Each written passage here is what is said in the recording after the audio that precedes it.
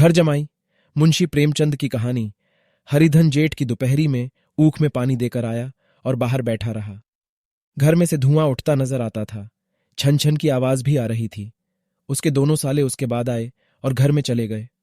दोनों सालों के लड़के भी आए और उसी तरह अंदर दाखिल हो गए, पर हरिधन अंदर न जा सका। इधर 1 महीने से उसके साथ यहां जो बर्ताव हो रहा था, और विशेषकर कल उसे जैसी फटकार सुननी पड़ी थी, वह उसके पांव में बेड़ियां सी डाले हुए था। कल उसकी सास ही ने तो कहा था, मेरा दी तुमसे भर गया, मैं तुम्हारी जिंदगी का ठेका लिए बैठी हूं क्या? और सबसे बढ़कर अपनी स्त्री की निष्ठुरता ने उसके हृदय के टुकड़े कर दिए थे। वह बैठी ये फटकार सुनती रही, पर एक बार भी तो उसके मुंह से न निकला, अम्मा तुम क्यों इनका अपमान कर रही हो? बैठी गटगट सुनती रही। शायद मेरी दुर्गति पर खुश हो रही थी। इस घर में वह कैसे जाए? क्या फिर वही गालियां खाने, वही फटकार सुनने के लिए? और आज इस घर में जीवन के 10 साल गुजर जाने पर यह हाल हो रहा है। मैं किसी से कम काम नहीं कहता हूं। दोनों साले मीठी नींद सोते रहते हैं और मैं बैलों को सानी पानी देता हूं, छांटी काटता हूं। वहां सब लोग पल पल पर चिलम पीते हैं, मैं आंखें बंद किए अपने काम में लगा रहता हूं। संध्या समय पर घर वाले गाने बजाने चले जाते हैं। मैं घड़ी रात तक गायें भैंसे दोहता हूं। उसका यह पुरस्कार मिल रहा है कि कोई खाने को भी नहीं पूछता, उल्टे और गालियां मिलती हैं। उसकी स्त्री घर से डोल लेकर निकली और बोली, जरा इसे कुएं से खींच लो, एक बूंद पानी नहीं है। हरिधन ने डोल लिया और कुएं से पानी भर लाया। उसे जोर से भूख लगी हुई था। समझा अब खाने को बुलाने आएगी, मगर स्त्री डोल लेकर अंदर गई तो वहीं की हो रही। हरिधन थका मांदा क्षुधा से व्याकुल पड़ा सो रहा। सहसा उसकी स्त्री गुमानी ने आकर उसे जगाया। हरिधन ने पड़े पड़े ही कहा, क्या है, क्या पड़ा भी न रहने देगी या और पानी चाहिए? गुमानी कटु स्वर में बोली, गुर्राते क्यों हो, खाने को बुलाने आई हूं। हरिधन ने देखा उसके दोनों साले और बड़े साले के दोनों लड़के भोजन किए चले जा रहे हैं। उसकी देह में आग लग गई। मेरी अब यह नौबत पहुंच गई कि इन लोगों के साथ बैठकर खा भी नहीं सकता। मैं इनकी झूठी थाली चाटने वाला हूं।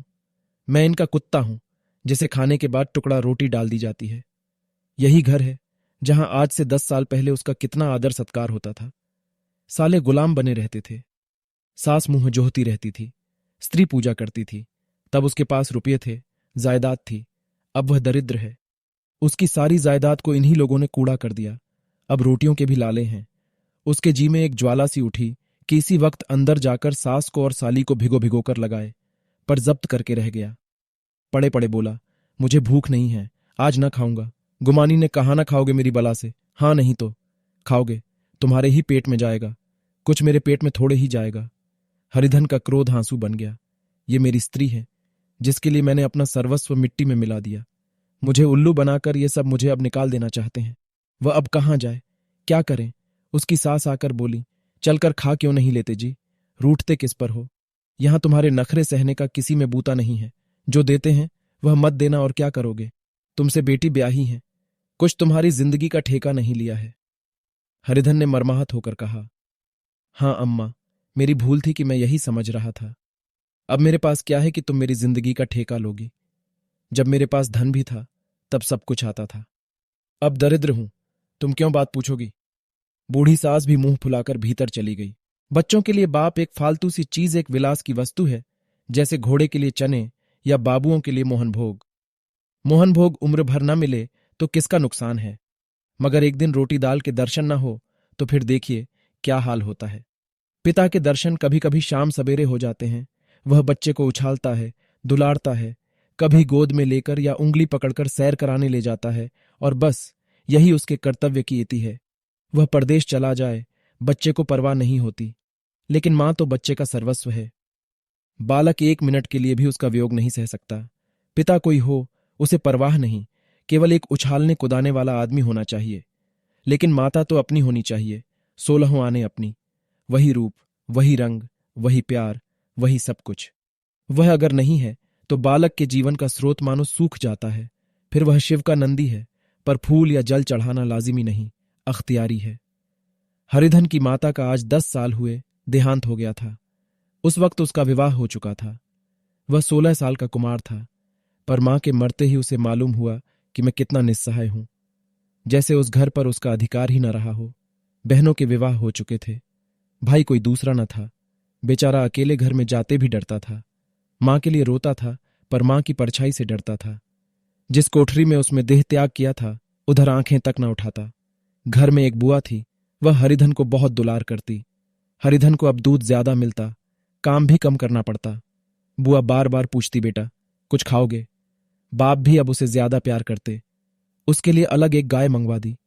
कभी कभी उसे कुछ पैसे देते कि जैसे चाहे खर्च करे, पर इन मरहमों से वह घाव न पूरा होता था जिसने उसकी आत्मा को आहत कर दिया था। वह दुलार और प्यार बार बार मां की याद दिलाता। मां की घुड़कियों में जो मजा था वह क्या इस दुलार में था। मां से मांग कर, लड़कर, ठुनक कर, रूठ कर लेने में जो आनंद था वह क्या भिक्षादान में था। पहले वह स्वस्थ था, मांग मांग कर खाता था, लड़ लड़ कर खाता। अब वह बीमार था, अच्छे से अच्छे पदार्थ उसे दिए जाते थे पर भूख न थी। साल भर तक वह इसी दशा में रहा। फिर दुनिया बदल गई। एक नई स्त्री, जिसे लोग उसकी माता कहते थे, उसके घर में आई और देखते देखते एक काली घटा की तरह उसके संकुचित भूमंडल पर छा गई सारी हरियाली। सारे प्रकाश पर अंधकार का पर्दा पड़ गया। हरिधन ने इस नकली मां से बात तक न की, कभी उसके पास न गया तक नहीं। एक दिन घर से निकला और ससुराल चला आया। बाप ने बार बार बुलाया पर उसके जीते जी वह फिर उस घर में न गया। जिस दिन उसके पिता के देहांत की सूचना मिली उसे एक प्रकार का ईर्ष्यामय हर्ष हुआ। उसकी आंखों में आंसू की एक बूंद भी न आई। इस नए संसार में आकर हरिधन को एक बार फिर मातृस्नेह का आनंद मिला। उसकी सास ने ऋषि वरदान की भांति उसके शून्य जीवन को विभूतियों से परिपूर्ण कर दिया। मरुभूमि में हरियाली उत्पन्न हो गई। सालियों की चुहल में, सास के स्नेह में, सालों के वाक विलास में और स्त्री के प्रेम में उसके जीवन की सारी आकांक्षाएं पूरी हो गईं।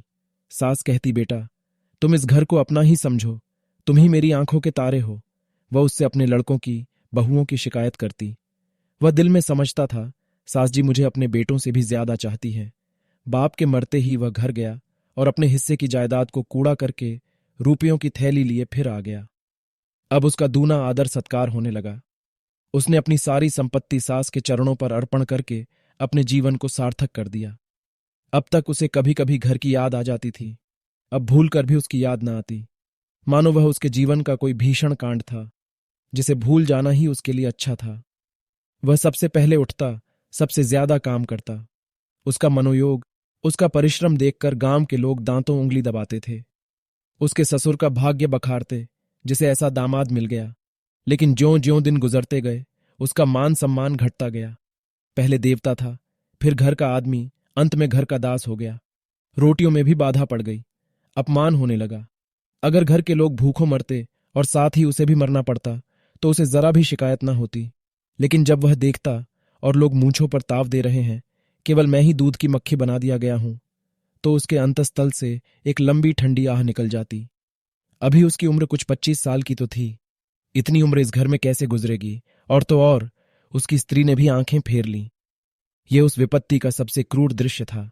हरिधन तो उधर भूखा प्यासा चिंतादाह में जल रहा था, इधर घर में सास जी और दोनों सालों में बातें हो रही थीं। गुमानी भी हां में हां मिलाती जाती थी। बड़े साले ने कहा, हम लोगों की बराबरी करते हैं।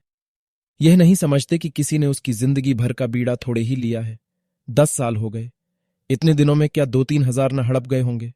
छोटे साले ने कहा, मजूर हो तो आदमी घुड़के भी, डांटे भी। अब इनसे कोई क्या कहे, न जाने इनसे कब पिंड छूटेगा भी या नहीं। अपने दिल में समझते होंगे, मैंने 2,000 रुपए नहीं दिए हैं। यह नहीं समझते कि उनके 2,000 रुपये कब के उड़ चुके हैं। 1.25 सेर तो 1 जून को चाहिए। सास गंभीर भाव से बोली, बड़ी भारी खुराक है। गुमानी माता के सिर से जूं निकल रही थी। सुलगते हुए हृदय से बोली, निकम्मे आदमी को खाने के सिवा और काम ही क्या रहता है। बड़े खाने की कोई बात नहीं है, जिसको जितनी भूख हो उतना खाए, लेकिन कुछ पैदा करना चाहिए। ये नहीं समझते कि पहुनई में किसी के दिन कटे हैं। छोटे मैं तो एक दिन कह दूंगा, अब आप अपनी राह लीजिए, आपका कर्जा नहीं खाया है। गुमानी घर वालों की ऐसी ऐसी बातें सुनकर अपने पति से द्वेष करने लगी थी। अगर वह बाहर से 4 पैसे लाता तो इस घर में उसका कितना मान सम्मान होता। वह भी रानी बनकर रहती। न जाने क्यों कहीं बाहर जाकर कमाते उसकी नानी मरती है। गुमानी की मनोवृत्तियां अभी तक बिल्कुल बालपन की सी थीं। उसका अपना कोई घर न था। उसी घर का हिताहित उसके लिए भी प्रधान था। वह भी उन्हीं शब्दों में विचार करती, इस समस्या को उन्हीं आंखों से देखती जैसे उसके घरवाले देखते थे। सच तो है, 2,000 रुपये में क्या किसी को मोल ले लेंगे। 10 साल में 2,000 रुपये होते ही क्या है। 200 ही तो साल भर के हुए। क्या 2 आदमी साल भर में 200 भी ना खाएंगे? फिर कपड़े लत्ते, दूध घी सब कुछ तो है। 10 साल हो गए, एक पीतल का छल्ला नहीं बना। घर से निकलते तो जैसे इनके प्राण निकलते हैं। जानते हैं, जैसे पहले पूजा होती थी वैसे ही जन्म भर होती रहेगी। ये नहीं सोचते कि पहले और बात थी, अब और बात है। बहू ही पहले ससुराल जाती है तो उसका कितना महात्म होता है। उसके डोली से उतरते ही बाजे बजते हैं। गांव मोहल्ले की औरतें उसका मुंह देखने आती हैं और रुपये देती हैं।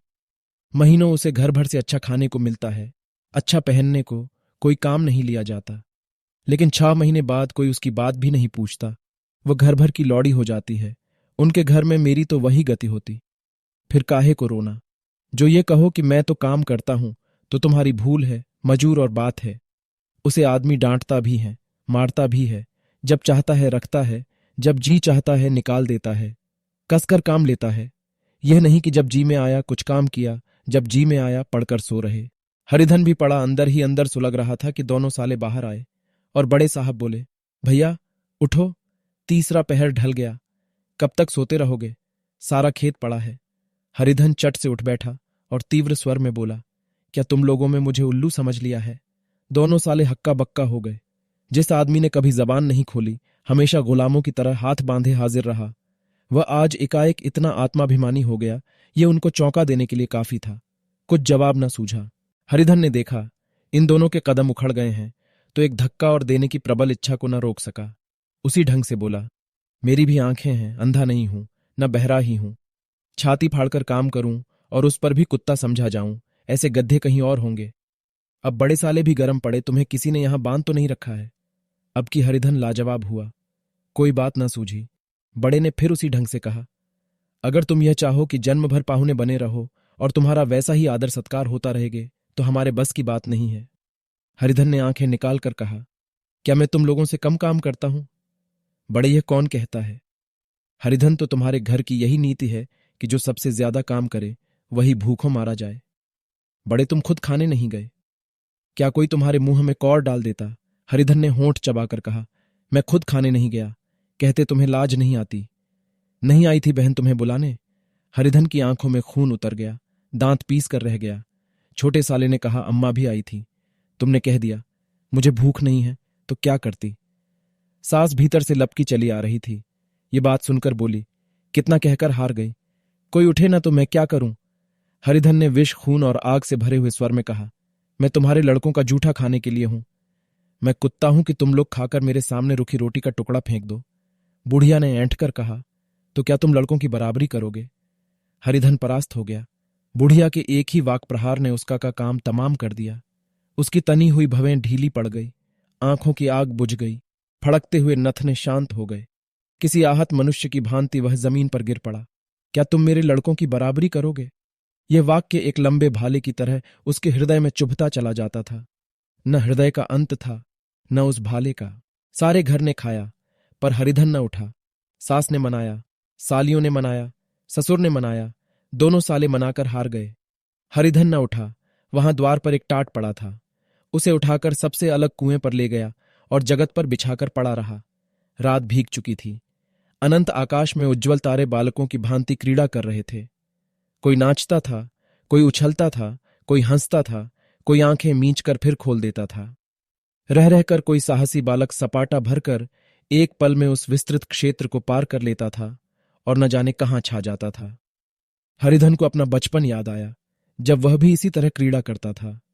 उसकी बाल स्मृतियां उन्हीं चमकीले तारों की भांति प्रज्वलित हो गईं। वह अपना छोटा सा घर, वह आम का बाग जहां वह केरियां चुना करता था, वह मैदान जहां कबड्डी खेला करता था, सब उसका याद आने लगे। फिर अपनी स्नेहमयी माता की सदैव मूर्ति उसके सामने खड़ी हो गई। उन आंखों में कितनी करुणा थी, कितनी दया थी। उसे ऐसा जान पड़ा मानो माता की आंखों में आंसू भरे उसे छाती से लगा लेने के लिए हाथ फैलाए उसकी ओर चली आ रही है। वह उस मधुर भावना में अपने को भूल गया। ऐसा जान पड़ा मानो माता ने उसे छाती से लगा लिया है और उसके सिर पर हाथ फेर रही है। वह रोने लगा, फूट फूट कर रोने लगा। उसी आत्मसम्मोहित दशा में उसके मुंह से यह शब्द निकले, अम्मा, तुमने मुझे इतना भुला दिया। देखो तुम्हारे प्यारे लाल की क्या दशा हो रही है। कोई उस पानी को भी नहीं पूछता। क्या जहां तुम हो वहां मेरे लिए जगह नहीं है? सहसा गुमानी ने आकर पुकारा, क्या सो गए तुम? ऐसी भी क्या राक्षसी नींद, चलकर खा क्यों नहीं लेते? कब तक कोई तुम्हारे लिए बैठा रहे? हरिधन उस कल्पना जगत से क्रूर प्रत्यक्ष में आ गया। वही कुएं की जगत थी, वही फटा हुआ टाट और गुमानी सामने खड़ी कह रही थी, कब तक कोई तुम्हारे लिए बैठा रहे? हरिधन उठ बैठा और मानो तलवार म्यान से निकालकर बोला, भला तुम्हें मेरी सुध तो आई, मैंने कह तो दिया था मुझे भूख नहीं है। गुमानी तो कितने दिन तक न खाओगे? अब इस घर का पानी भी न पीऊंगा। तुझे मेरे साथ चलना है या नहीं? दृढ़ संकल्प से भरे हुए इन शब्दों को सुनकर गुमानी सहम उठी। बोली, कहाँ जा रहे हो? हरिधन ने मानो नशे में कहा, तुझे इससे क्या मतलब? मेरे साथ चलेगी या नहीं? फिर पीछे से न कहना, मुझसे कहा नहीं। गुमानी आपत्ति के भाव से बोली, तुम बताते क्यों नहीं? कहाँ जा रहे हो? तू मेरे साथ चलेगी या नहीं? जब तक बता न दोगे मैं न जाऊंगी। तो मालूम हो गया तू नहीं जाना चाहती। मुझे इतना ही पूछना था, नहीं तो अब तक मैं आधी दूर निकल गया होता। यह कहकर उठा और अपने घर की ओर चला। गुमानी पुकारती रही, सुन लो सुन लो, पर उसने फिरकर भी न देखा। 30 मील की मंजिल हरिधन ने 5 घंटों में तय की। जब वह अपने गांव की अमराइयों के सामने पहुंचा तो उसकी मातृभावना उषा की सुनहरी गोद में खेल रही थी। उन वृक्षों को देखकर उसका विह्वल हृदय नाचने लगा। मंदिर का सुनहरा कलश देखकर वह इस तरह दौड़ा मानो एक छलांग में उसके ऊपर जा पहुंचेगा। वह वेग में दौड़ा जा रहा था, मानो उसकी माता गोद फैलाए उसे बुला रही हो। जब वह आमों के बाग में पहुंचा, जहां डालियों पर बैठकर वह हाथी की सवारी का आनंद पाता था, जहां के कच्चे बेरों और लिसोड़ों में एक स्वर्गीय स्वाद था, तो वह बैठ गया और भूमि पर सिर झुकाकर रोने लगा, मानो अपनी माता को अपनी विपत्ति कथा सुना रहा हो। वहां की वायु में, वहां के प्रकाश में मानो उसकी विराट रूपिणी माता व्याप्त हो रही थी। वहां की अंगुल अंगुल भूमि माता के पद चिन्हों से पवित्र थी। माता के स्नेह में डूबे हुए शब्द अभी तक मानो आकाश में गूंज रहे थे। इस वायु और इस आकाश में न जाने कौन सी संजीवनी थी, जिसने उसके शोकार्त हृदय को फिर बालोत्साह से भर दिया। वह एक पेड़ पर चढ़ गया और अधर से आम तोड़ तोड़ कर खाने लगा। सास के वह कठोर शब्द, स्त्री का वह निष्ठुर आघात, वह सारा अपमान उसे भूल गया। उसके पांव फूल गए थे, तलवों में जलन हो रही थी, पर इस आनंद में उसे किसी बात का ध्यान न था। सहसा रखवाले ने पुकारा, वह कौन ऊपर चढ़ा है रे? उतर अभी, नहीं तो ऐसा पत्थर खींचकर मारूंगा कि वहीं ठंडे हो जाओगे। उसने कई गालियां भी दी। इस फटकार और इन गालियों में इस समय हरिधन को अलौकिक आनंद मिल रहा था। वह डालियों में छिप गया, कई आम काट काट नीचे गिराए और जोर से ठट्टा मारकर हंसा। ऐसी उल्लास से भरी हुई हंसी उसने बहुत दिन से न हंसी थी। रखवाले को यह हंसी परिचित मालूम हुई। मगर हरिधन यहां कहां? वह ससुराल की रोटियां तोड़ रहा है। कैसा हंसोड़ा था, कितना चिबिल्ला! न जाने बेचारे का क्या हाल हुआ। पेड़ की डाल से तालाब में कूद पड़ता था। अब गांव में ऐसा कौन है? डांट कर बोला, वहां से बैठे बैठे हंसोगे तो आकर सारी हंसी निकाल दूंगा, नहीं तो सीधे उतर आओ। वह गालियां देते जा रहा था कि एक गुठली आकर उसके सिर पर लगी। सिर सहलाता हुआ बोला, ये कौन शैतान है? नहीं मानता।